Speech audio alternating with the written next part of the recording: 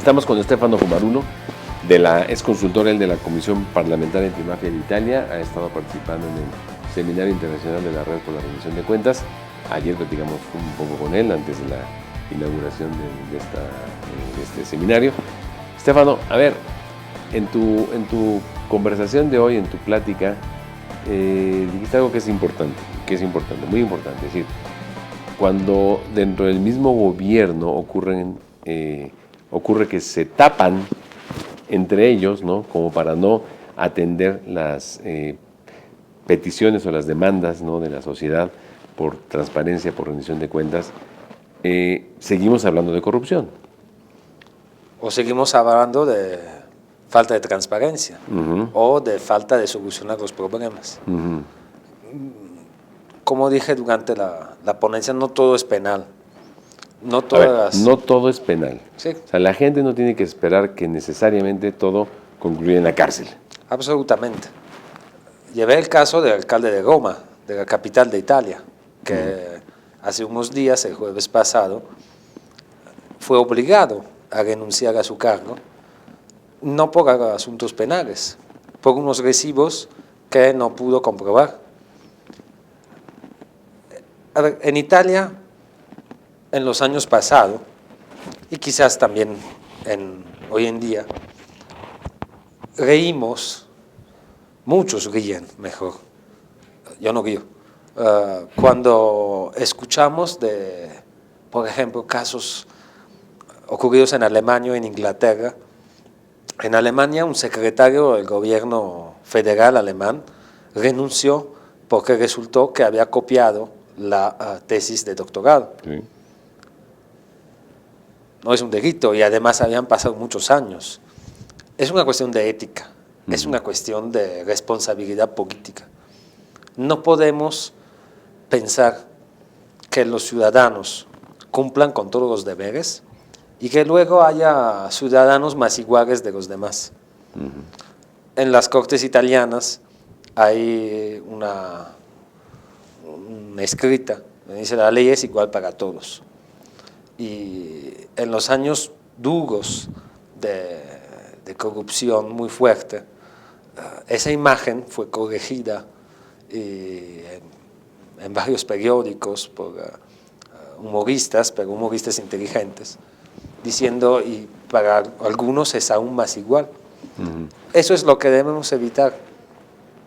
Si se piensa que el problema, hoy en día uno de los problemas, es la desconfianza de la gente hacia los que gobiernan, pues los que gobiernan deben ser y deben sentirse aún más responsables de los ciudadanos. Tienen un cargo que deriva del voto de los ciudadanos. Pues deben honrar ese cargo. Pero a ver, cuando el cargo deriva del voto de los ciudadanos, presidente de la República, pero el presidente nombra a sus secretarios, y uno de esos secretarios puede ser el que se esté encargado de la vigilancia de lo que hace el propio titular del Ejecutivo. ¿Ese es un ¿Hay una contradicción? Claro, ese es un sistema que no puede funcionar. Por eso es fundamental tener autoridades nacionales anticorrupción que funcionen y que sean independientes. ¿A prueba de qué? A prueba de fuego, pero ¿a prueba de qué más? A prueba de todo. A prueba de todo. En Italia hemos tenido 18 años a Silvio Berlusconi. En esos 18 años llegamos a ser el chiste de medio mundo.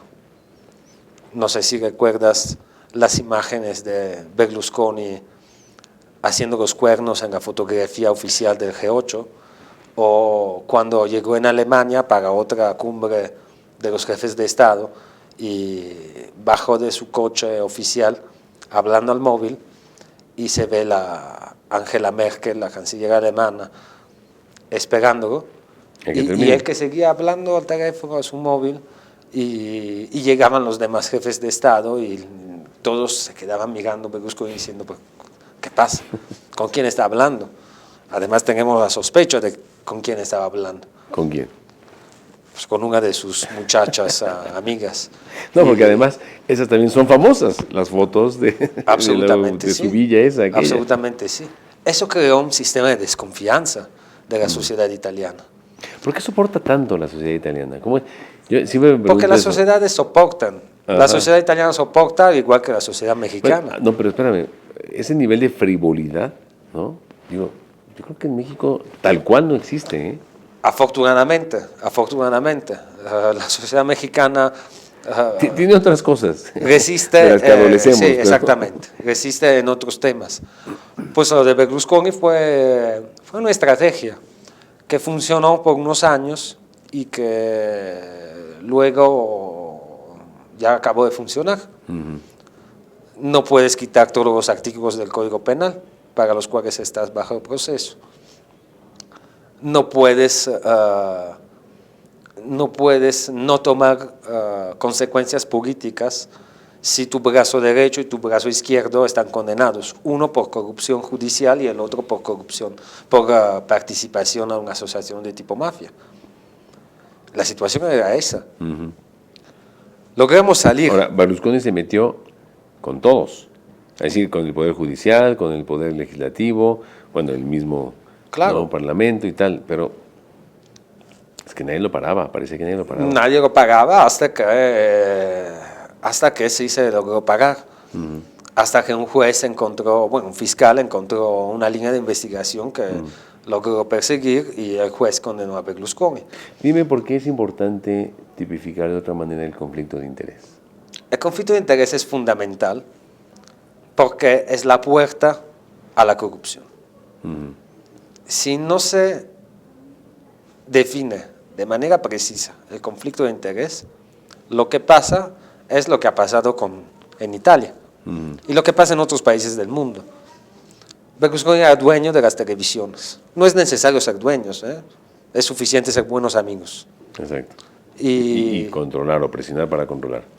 Y a través de las televisiones lanzaba mensajes o simplemente no lanzaba mensajes. La gente pensaba otras cosas. En Italia se habla de una legislación sobre conflicto de interés desde hace décadas. Yo iba a la secundaria y recuerdo muy bien, Ya se hablaba de que se hablaba de conflicto de interés, porque era totalmente atípico que un primer ministro fuese dueño de televisiones, periódicos, etcétera, etcétera. Es una cuestión de democracia. La sociedad italiana ha tenido un proceso de madurez muy grande, muy importante, y ha sido la reacción a la desconfianza.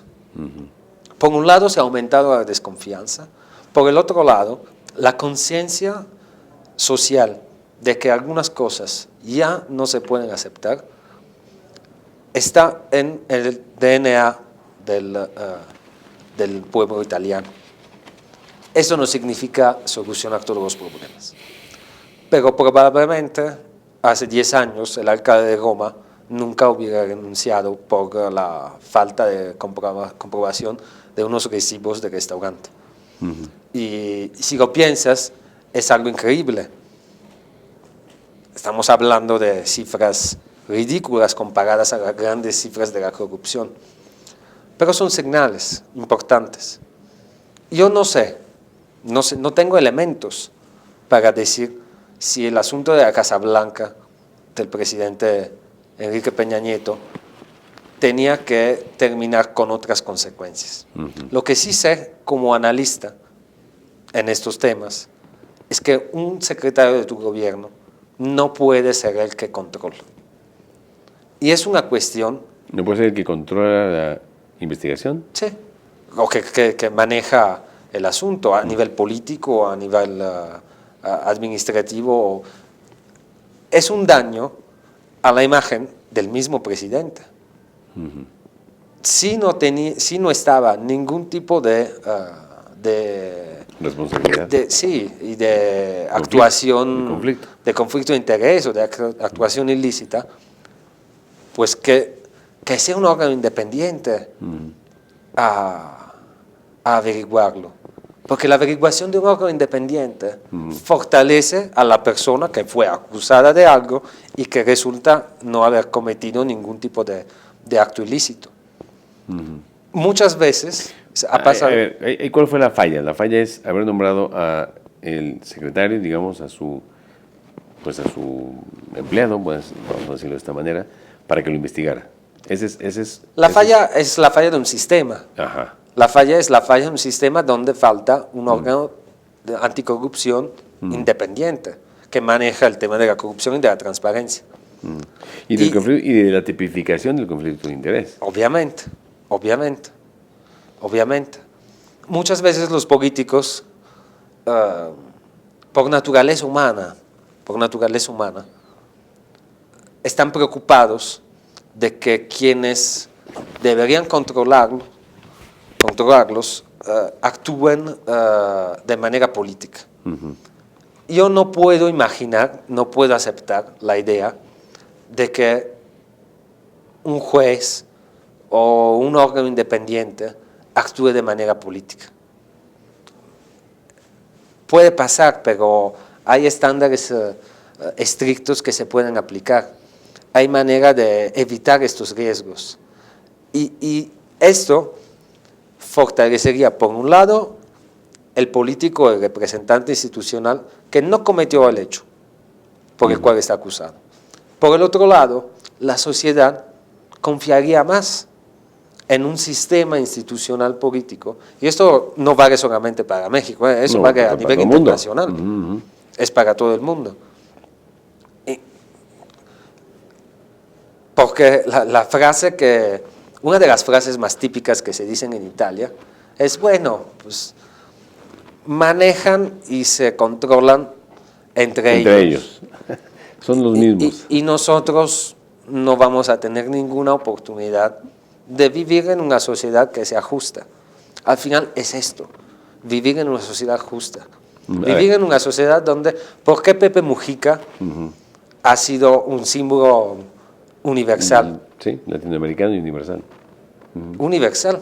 En Italia, cuando el año pasado presentaron el libro, una biografía de Pepe Mujica, tuvieron que repetir muchas veces las presentaciones porque la gente iba a miles de personas.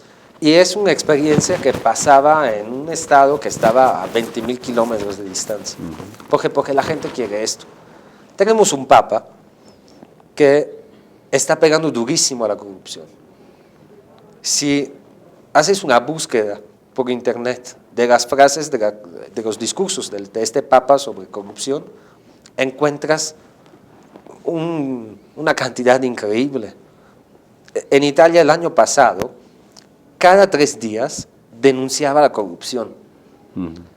Tuvo una misa, eso es muy simpático como anécdota. Tuvo una misa para los parlamentarios, los diputados y senadores, ahí en la Ciudad del Vaticano. Los invitó, todos fueron, todos, ahí listos, precisos, para escuchar la palabra de Dios. Y la palabra de Dios o del Papa fue un ataque contra la corrupción política, diciendo: ninguno de ustedes se puede sentir excluido de responsabilidad. Se quedaron con los cabellos parados. Y eso es importante. La gente, ¿por qué la gente ama tanto a Papa Francisco independientemente de que sea católica o de otras religiones? Porque está transmitiendo mensajes de igualdad, de derechos básicos fundamentales. Dije durante la conferencia algo que yo creo que sea importante. Rescatar la confianza de los ciudadanos no es simplemente portarse bien, es también hablar de manera consciente. En Italia, y no solamente en Italia, según las noticias que leí también en México, hay una polémica muy fuerte sobre el recién nombrado subsecretario de Prevención del Delito, sobre sus declaraciones en el tema de la pena de muerte. En Italia tenemos muchos políticos que hablan al estómago de la gente para ganar más votos. Los migrantes son los enemigos, los del sur son los enemigos, los del norte son los enemigos. Nos roban el dinero, nos roban casas, nos roban empleo. Es peligroso. Usar determinados términos es peligroso. te puede hacer ganar las elecciones porque la gente pobre está desesperada. Porque si uno padece un delito en familia, pues quizás la reacción más natural sería quiero ver a esa persona muerta. Pero el ser querido no va a volver y los homicidios no se van a acabar. México tiene, ¿no?, los vecinos de arriba, donde la pena de muerte demuestra toda su ineficacia. ¿Se han acabado los delitos? No. No. Déjame hacerte una última pregunta. Aylin Matus en la conferencia hizo referencia a la corrupción como una suerte de crimen organizado, visto que entre ellos se protegen, entre ellos se cuidan, entre ellos hacen de la vista gorda, como aquí no pasa nada, y vendrá otro escándalo después, y entonces se apagará el anterior, y ahí seguimos, ¿no? ¿Tú coincides con esa apreciación? ¿Es la corrupción de alguna manera en esos niveles tan elevados funciona de alguna suerte como Absolutamente como el crimen sí. organizado? Absolutamente sí. Corrupción y delincuencia organizada son las dos caras de la misma moneda y es un circuito vicioso que se alimenta. No es necesario imaginar a la corrupción de más alto nivel, es suficiente también la corrupción de bajo nivel. Bajo nivel estamos hablando de económicamente no relevante, o hipotéticamente no relevante, pero sí la delincuencia organizada no podría ser tan poderosa sin la corrupción, y la corrupción se alimenta a través de la delincuencia organizada porque le ingresan dinero a través de los carteles o de los grupos mafiosos. A ver, déjame decirte una cosa, para poner un ejemplo práctico. ¿No se entendería la fuga del Chapo Guzmán sin este entramado de corrupción arriba y por lo tanto de delincuencia organizada arriba? La fuga del Chapo Guzmán, así como algunos fugitivos italianos que son fugitivos desde hace décadas, no se explica sin un sistema de corrupción. Totò Riina, el jefe de la mafia, el jefe de la parte más sangrienta y más violenta de la mafia, quedó fugitivo por 30 años. Se escapó. Se quedó en Palermo, viviendo en Palermo. Y ahí estaba preso en Palermo, había estado preso en Palermo. Sí. A ver, es posible imaginar que Totò Riina se quedara 30 años con todas las policías de Italia buscándolo, sin un sistema de corrupción al más alto nivel. Es imposible. Yo creo que no. Es imposible. Lo mismo pasó por Provenzano, lo mismo pasa hoy con Matteo Messina Denaro, que es el último gran jefe de Cosa Nostra que está fugitivo. Hay procuradurías italianas, Procuraduría Nacional Antimafia Italiana, las fuerzas más especializadas en lucha contra la delincuencia organizada, italianas, que lo están buscando y no logran encontrarlo. El círculo se está restringiendo. Eso significa que si las investigaciones las están llevando a cabo bien. Llegaron a decomisar los recursos de básicamente todos los socios o los familiares de Matteo Messina Denaro, pero él sigue en libertad, sigue fugitivo. Sin un sistema de corrupción sería impensable. Esto pasa en Italia, obviamente pasa en México. Ni Italia ni México son dos países, ni los peores del mundo, ni los mejores. Pero pensar que el Chapo Guzmán de repente decide replicar las escenas de películas que hemos visto varias veces, yo personalmente no lo creo. No creo que... No, ¿Pero qué te suena? ¿Qué? ¿A chiste malo? ¿Qué te suena?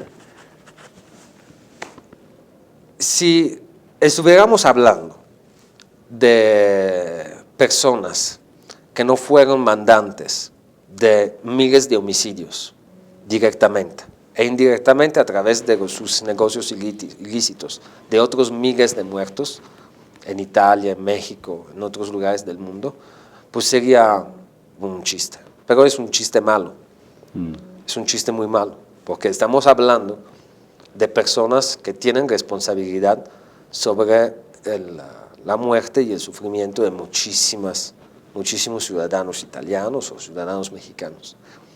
Y un Estado fuerte no puede permitir esto. No puede permitir esto. Lo que sí resulta en Italia o en México es que sí siguen casos de este tipo, pero es imposible pensar que los ciudadanos, si no cumplen sus deberes, están penalizados y luego hay gente de este tipo que gracias a un sistema de corrupción esté libre. No sé, no conozco los porcentajes del tipo de población carcelaria en México. Sí conozco los italianos. En Italia, el 50% de los detenidos está detenido por delitos, digamos, no importantes. De baja monta. Ligados al tráfico de estupefacientes. El 27% de las cárceles italianas está llena de migrantes que son, evidentemente, viven en una condición de fragilidad y no tienen recursos para defenderse. Imaginar que haya corruptos en Italia en la cárcel, que es algo muy difícil. Son muy pocos. Ahora, pero... Muy pocos los que van a la cárcel. Sin embargo, ahora, gracias a la nueva ley sobre corrupción, se insertó en el sistema penal italiano una cosa que es muy interesante. A ver, la cárcel es una punición, pero no siempre es la punición más eficaz. Muchas veces, en particular para los miembros de la delincuencia organizada, ir a la cárcel es como tomar una maestría para una gente honesta, ¿no? Es parte del currículum vitae. Igual para los corruptos, básicamente. O sea, están seguros que no van a quedarse en la cárcel más de 3 días o 4 días, porque luego, a través de sus abogados, encuentran la manera de quedarse en los arraigos en su casa. Pero la nueva ley contra la corrupción insertó la posibilidad para el juez de decomisar los bienes inmuebles de propiedad de los corruptos. Ahora, como nos enseñaba Giovanni Falcone desde 1980, si no puedes seguir la droga, sigues el dinero. Sí, la cárcel es importante, pero quitarle las propiedades y el dinero es aún más importante. En Italia tenemos una experiencia extraordinaria en ese sentido contra la delincuencia organizada. Contra la corrupción va a ser mucho más contundente, porque el corrupto, a diferencia del mafioso, la casa la tiene de verdad como un status symbol. Y cuando le quitas la casa, cuando le quitas el coche, en su círculo de amigos va a bajar. Y los amigos, los demás amigos, se van a dar cuenta de lo que pasa si cometes delitos de corrupción. En China hacen una cosa muy interesante. En China no decomisan, en China mandan a la cárcel y a la cárcel para siempre. ¿O los fusilan, tal vez? No, pues bueno, los delitos de corrupción no. Pero hay esta cosa interesante. Los funcionarios públicos de China, de todas las oficinas públicas de China, una vez a la semana visitan a exfuncionarios públicos condenados por corrupción para ver qué va a pasar. Eso es importante. Cuando en los programas de educación a la legalidad que tenemos en las escuelas italianas explicamos, y muchas veces son ex detenidos que llamamos para explicar a los estudiantes todas las consecuencias negativas de elegir una vida criminal, pues sí tenemos un impacto. Evidentemente, esta idea de mostrar a los oficiales públicos qué le va a pasar a los corruptos si están en la cárcel, pues sí sería algo simpático. No estaría mal. Muchas gracias, Estefano, por tu ustedes. participación en el seminario. Nada más dime una cosa, ¿atrapan o no atrapan a Chapo Guzmán? Que lo atrapen no digo que tengas una bola de cristal. Dame tú. Que lo atrapen o no, ya no creo, dudo mucho que en este momento él sea el jefe. Ah. Esto... ¿Por qué? Nada más dime por qué rápidamente. ¿Por qué? Porque la historia de la delincuencia organizada en el mundo me enseña esto. Llega un momento... Este ya no es capo. O quizás puede ser capo Un senior. de su... un senior capo. Capo de su grupo criminal.